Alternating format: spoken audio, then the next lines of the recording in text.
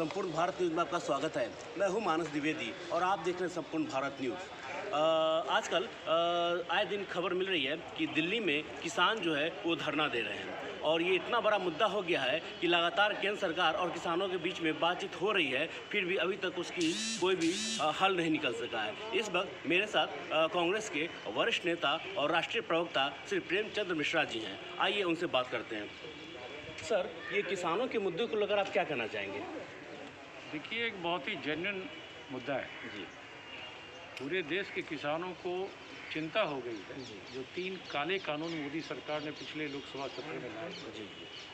उससे किसानों को जो न्यूनतम समर्थन मिलता रहा, उस पर एक संदेह खड़ा हो गया है और ऊपर से बिचौलिए हावी हो गए हैं और बड़े बड़ी जो कंपनियां हैं जी, वो अब इसमें इन्वॉल्व हो जाएंगी। जी सर। तो किसानों को उनका वाजिब मूल्य, वाजिब हक जो है वो नहीं मिलने वाला। जी।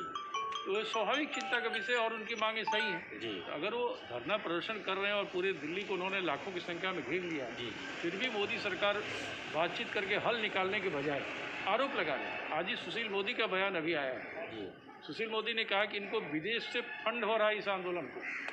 क्या साबित करना चाहते हैं कि जो भारत के किसान हैं वो विदेशों के इशारे पर विदेशों को पैसे से आंदोलन कर रहे हैं? जी। तो ये कहीं न कहीं किसानों को, जो अन्नदाता है, उनके साथ अपमानजनक व्यवहार कर रहे हैं। तो ये एमएसपी का जो मुद्दा है, जो बार-बार किसान कर रहे हैं, जो मिनिमम सपोर्ट प्राइस है, उसको जो है सरकार कह रही है कि हम उसको किसी भी कीमत पे उसमें कोई बदलाव नहीं करेंगे, वो बिल्कुल यथास्थिति रहेगी। फिर भी किसान कह रहे हैं कि बात पर अड़े हुए। तो आपको क्या लगता है कि क्या लाखों की संख्या में जो किसान बैठे हैं जी, वो गलत कह रहे हैं? आपने क्यों कंपनियों को डाला इसमें?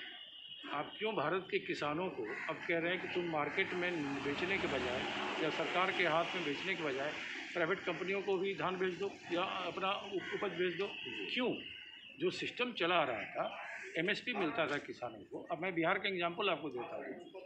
धान के लिए एमएसपी है 1860 रुपये फिक्स्ड है और सरकार धान खरीद नहीं रही है। तो समस्या कहाँ आ गई? किसान अब धान को लेके कहाँ जाएंगे?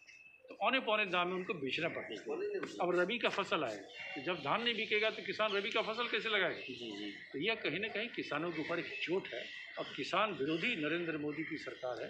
ये उन्हीं की नीतियों का ये नतीजा। तो आपको लगता है कि जो सरकार ने जो 3 जो कानून लाए हैं, कृषि कानून, को मतलब कि निरस्त होने चाहिए?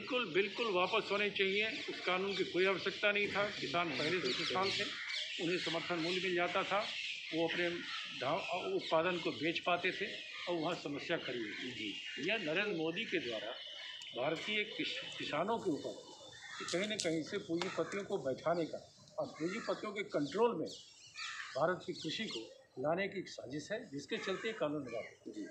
तो आपने सुना, ये थे प्रेमचंद्र मिश्रा जी, जो बता रहे थे कि केंद्र सरकार ने जो कृषि बिल लाई है उसको हर हाल में निरस्त करना चाहिए, रिपील करना चाहिए, तभी किसान जो है खुशहाल हो सकेंगे। देश और दुनिया की ताज़ा तरीन खबरों को जानने के लिए देखते रहिए संपूर्ण भारती। नमस्कार।